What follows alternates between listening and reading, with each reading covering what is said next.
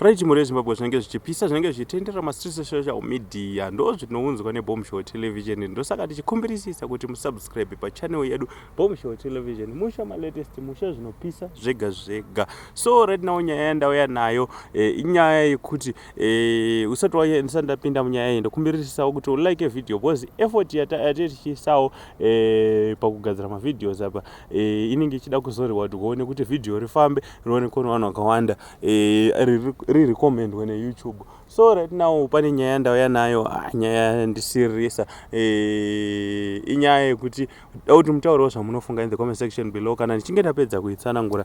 Nyaya yakamira yakadai so yatika paKadoma apa murume nemukadzi vabatsirana kunge vachibata chibharo mwanasikana aivashandira sahouse girl.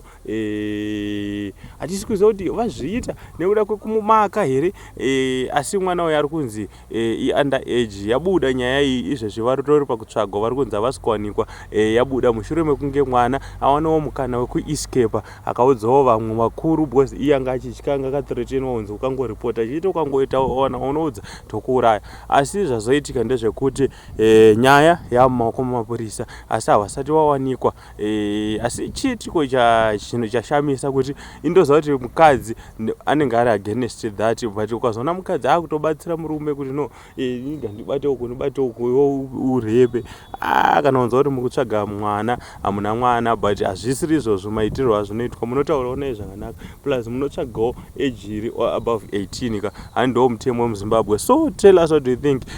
Inyaya inosirisa, inyaya inorwadza.